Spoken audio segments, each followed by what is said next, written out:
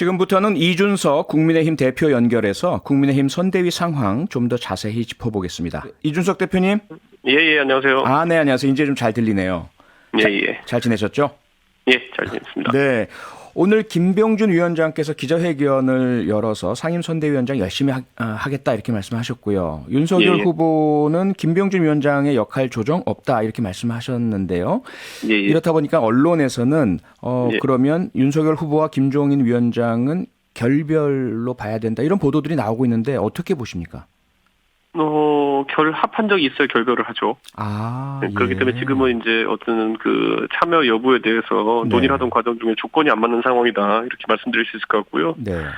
저는 근데 제가 김종인 위원장을 오랫동안 이제 가까이 지켜봐서 그런지 모르겠지만은 박근혜 대통령이 김종인 위원장 모실 때도, 그리고 문재인 대통령이 김종인 위원장 모실 때도, 그리고 그다음에 황교안 대표가 모실 때도, 또 그리고 우리 당의 비대위원장 하실 때도 초기 출발할 때는 항상 김종인 위원장의 역할과 권한에 대해 가지고 상당히 많은 이제 이런 설왕설래가 오가고 이런 과정이 있거든요. 그렇죠. 네. 그렇기 때문에 저는 이것도 어쩌면 과정의 일부분일 수도 있습니다. 네. 근데 그 과정의 일부분 중에 이준석 대표께서 중재안을 내셨잖아요. 김병준 위원장의 어떤 역할 그리고 직위 이걸 선대위 바깥에 있는 어떤 특위 이런 제안도 하셨는데 그럼 그 제안을 김종인 위원장께서 거절을 하신 건가요? 아니면 윤석열 후보가 거부를 하신 건가요? 김종인 위원장의 제가 제안을 했다기보다는 중재안이라 보기보다는 그 김종인 위원장의 원안 자체가 애초에 어떤 그 총괄 선대위원장 밑에 당연직인 당대표 이외에 다른 상임 선대위원장이 있는 것 자체가 너무 이제 조직 과잉 아니냐 이런 이제 논리였거든요. 그렇기 때문에 제가 봤을 때는 이게 그냥 김종인 위원장의 원안 자체가 이겁니다. 그러니까 일하는데 충분하도록 조직을 간결하고 그리고 실무적으로 구성해 달라라는 그런 요청이었는데 뭐 그게 안 되니까 지금 이제 뭐 사실 이런 조건이 좀 안 맞는 거겠죠. 그러면 그런 그 원래 원하셨던 부분에 대한 어떤 뭐랄까요 그 조건을 맞춰주는 과정을 윤석열 후보가 받아들이지 않은 걸로 해석이 되네요. 아마 후보도 지금 뭐 김병준 위원장에 대한 선임 절차를 먼저 진행한 상황이기 때문에 지금 와가지고 그걸 변경하기 어렵다는 뜻을 이제 보인 걸로 알고 있는데요. 저는 뭐 후보가 그래도 뭐 후보는 어떻게든 김종인 위원장을 모시겠다는 의중이 강했던 만큼 저는 또 다른 어떤 방법들을 뭐 찾아나지 않을까 그런 생각을 합니다. 또 다른 방법을 찾는다는 말씀을 주셨는데 오늘 기자들이 김종인 전 위원장께 총괄 선대위원장직 고려 안 하시는 거냐 이렇게 질문을 드리니까 고개를 끄덕이시는 것의 의미가 끄덕이시는 거 맞냐 그랬더니 그렇다라는 의미로 답을 하셨거든요. 그러면 이런 상황인데도 여전히 다른 제안이 가능하고 김종인 위원장께서 선대위 합류가 가능하다고 보십니까? 다른 제안이 가능한지는 모르겠지만은 만약에 김종인 위원장의 빈 공간이 커 보이고 절박해진다고 한다면은 충분히 김종인 위원장이 원하는 대로 또 한번 또 접근할 수 있는 것이고 뭐 여러 가지 뭐 경로가 있겠지만은 꾸준히 시도되지 않을까 그런 생각을 합니다.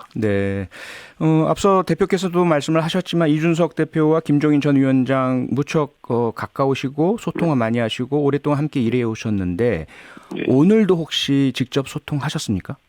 제가 어제부터는 제가 따로 직접 소통을 안 드리고요. 그 이유는 이제 사실 뭐 후보가 또 이야기한 입장이 있고 또 김종인 위원장도 입장이 변하지 않는 상황이기 때문에 제가 그래서 지금 3일 전에 그냥 이렇게 비유를 했습니다. 이 고래 싸움이 터지면은 새우는 도망가는 게 낫다. 네네, 봤습니다. 이 고래들끼리 싸우는데 새우가 옆에서 중재한다고 이렇게 옆에 속세말로 계속 알짱거려도 제 생각엔 새우한테도 위험하고 고래들한테도 좀 안 좋은 영향만 있으니까요. 저는 그 새우는 도망가야 되고요. 제가 당대표인 제가 스스로를 새우로 칭하면서 그 중재 과정에 끼지 않겠다고 하는 것은 당의 다른 구성원들도 이 문제를 더 심화시키지 않기 위해서는 여러 말을 보태는 걸 좀 삼가야 된다는 취지거든요. 지금 보면 자꾸 이제 익명 인터뷰나 이런 과정을 통해 가지고 아마 후보 주변의 측근으로 생각되기 때문에 아마 언론에서 인용하는 것일 텐데 뭐 그런 분들이 자꾸 김종인 위원장에게는 자극이 될 수 있는 발언들을 이제 이어나가고 있거든요. 저는 그래서 이거는 당대표가 새우라고 하면서 빠졌으면은 그분들도 좀 스스로 뭐 멸치, 새우 이런 걸 자칭하시면서 빠져야 되는 거 아닌가 싶습니다. 제1야당의 당대표가 스스로를 새우라고 지칭할 정도로 일단 후보와 김종인 위원장 간에 좀 합의가 이루어지기를 바라신다는 마음이 이라는 그런 말씀이신데 예. 그럼 윤석열 후보 측은 지금 이준석 대표께서 지적하신 익명 인터뷰로 김종인 위원장을 자꾸 자극하는 분 어떤 예. 인물인지 혹시 특정한 인물을 지칭하신 건가요? 저는 사실 특정할 수 있을 정도로 예. 그 인물에 대한 얘기를 들었는데 네. 사실 한 2명 정도가 지목되고 있는 것 같은데 네. 제 생각에는 좀 자제를 했으면 좋겠다 이런 입장을 제가 공개적으로 오늘 그래서 밝혔습니다. 네. 일각에서는 대표님 들으셨겠지만 윤석열 네. 후보가 김병준 위원장에게 힘을 싣고 있는 그러한 어떤 의도가 나중에 안철수 후보와의 단일화를 염두에 둔 포석이다 이런 분석이 있습니다. 어떻게 보십니까?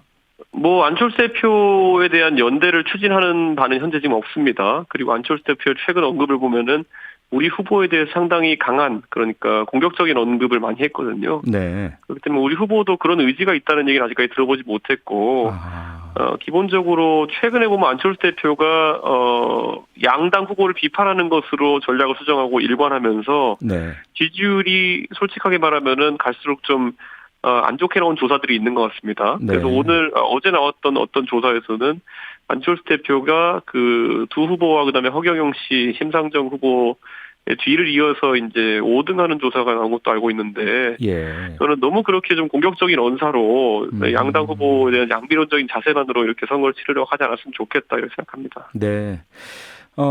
그리고 지금 김성태 전 의원 국민의힘 선대위 합류에 대해 논란이 좀 일고 있고요. 예.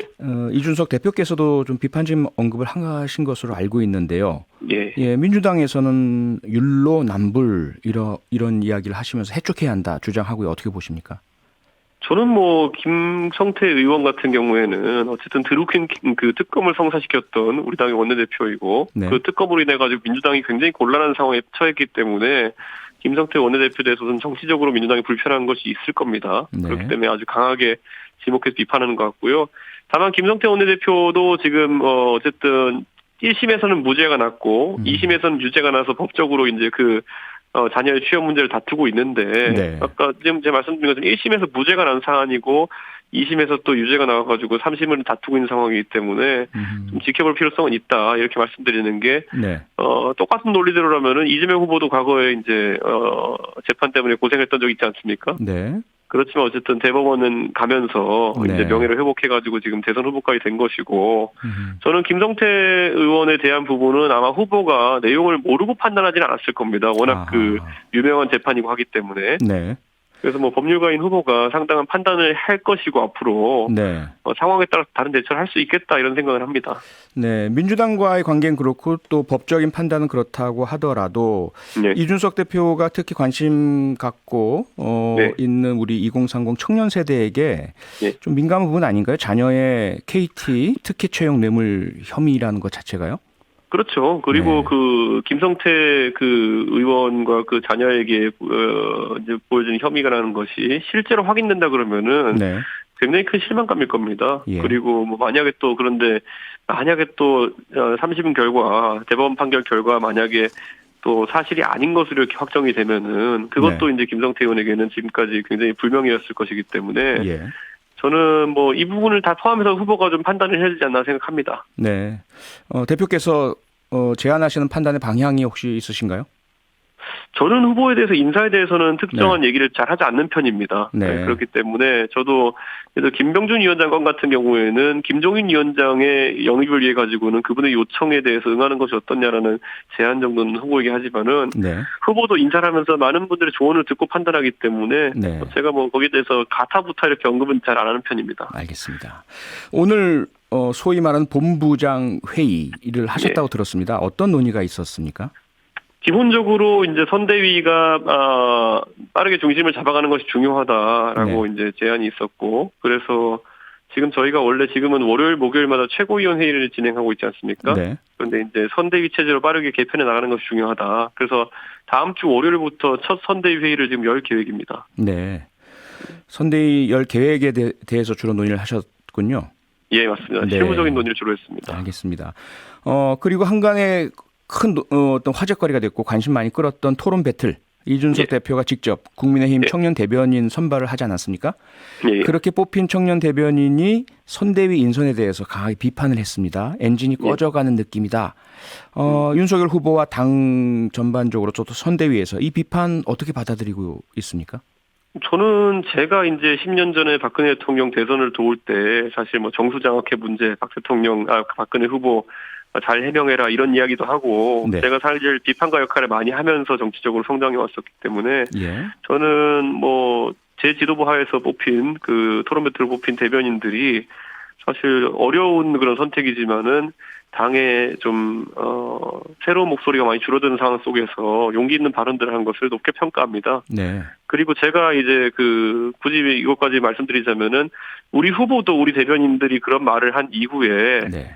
따로 대변인들과 이제 간담회를 하면서 그런 부분에 대해 가지고 대변인들의 의견을 경청하고 또 여러 제안을 하는 그런 시간이 있었습니다. 네. 그렇기 때문에 윤석열 후보도 그런 어떤 패기 있는 젊은 대변인들의 지적에 대해 가지고 결국 부정적이지 않은 눈으로 바라보고 오히려 경청하려는 자세를 보이고 있고 네. 앞으로도 그런 일을 꾸준히 해달라는 취지의 제안을 했습니다, 실제로. 네.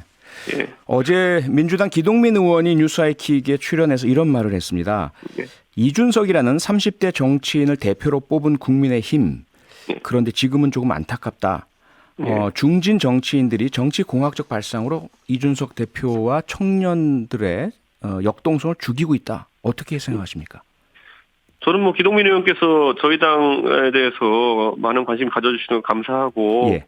사실 뭐 안타까운 지점이 젊은 세대들 입장에서 있을 겁니다. 근데 저는 사실 제가 지난 서울시장 보궐선거 때는 제가 이런 말도 했었어요. 아니 서울시에 있는 민주당 의원들 중에도 보면은 네. 기동민 의원님이나 아니면 홍익표 의원님들처럼 또 이렇게 메시지도 잘 내시고 또 정책대도 정통하신 분들이 많은데 네. 왜 저 당은 그 당시에 이 피해 호소인 3인방이라든지 이런 분들이 앞장서가지고 서울시장 선거를 치를까 안타깝다 이런 지적을 했던 적이 있거든요. 예. 실제로 각 당이 선거에 있어서 최선의 전력으로 임하는 것이 뭐 가장 중요한데 네. 저희 당에도 만약에 그 기동민 의원이 지적하시는 것처럼 아직까지 최상의 전력을 이끌어내지 못하는 부분이 있다면은 네. 좀 더 개선해 나가도록 하겠습니다. 그 이준석 대표 스스로의 역할 범위 또는 권한 이 부분에 대한 부분도 포함되어 있는 것 같은데 본인은 어떻게 생각하십니까? 저는 제가 뭐 어차피 상임선대위원장은 당연직으로 거의 되는 거고요. 네. 그렇기 때문에 제가 그런 어떤 위치에 대한 부분은 제 일을 찾아가지고 이제 나서는 걸 하는 거거든요. 예. 사실 당 대표가 뭐 사실 상임선대위원장 하면서 여기저기 회의 가서 무게 잡고 이런 것만 할 수도 있는데 저는 적어도 아까 진행자도 말씀하셨지만은 젊은 세대가 실제 선거에 즐겁게 참여할 수 있는 공간을 만들고 이런 네. 실무에도 제가 관심이 많기 때문에 이번에 제가 홍보 미디어 본부장이라는 이런 자리를 겸임하게 된 것인데 이것 네. 자체가 이제 이례적이고요. 당 대표가 먼저 실무를 찾아가지고 이렇게 솔선수범하는 모습을 보인다는 것이 네. 당내 각 위에 이제 다른 구성원들에게도 좀 의미하는 바가 있었으면 좋겠습니다. 네.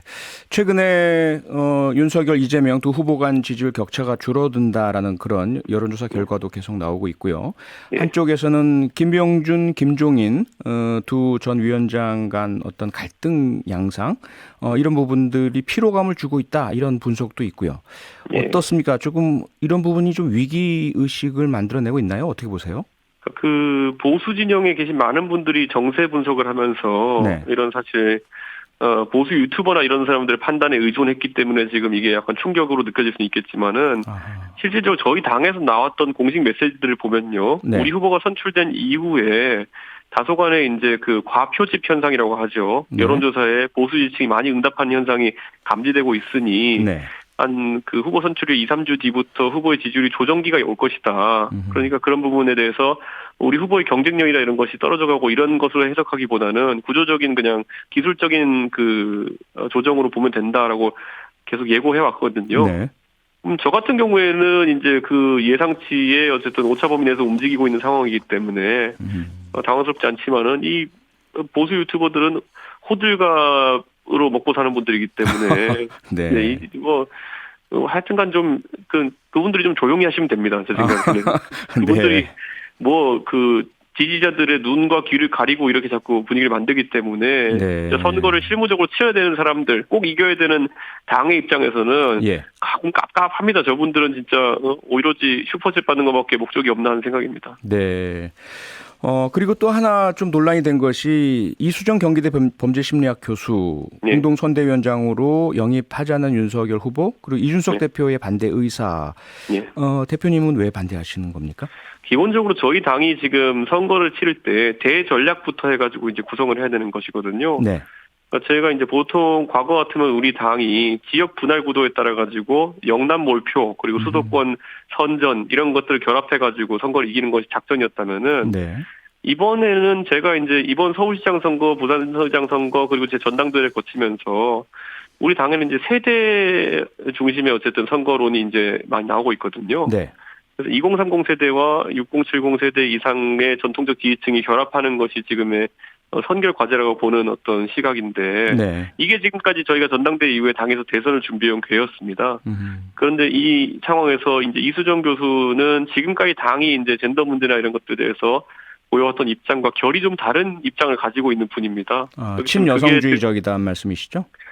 친여성 반여성을 놓을 문제는 아닌 것 같습니다. 여러가지 네. 정책적 사안에 대해 가지고 네.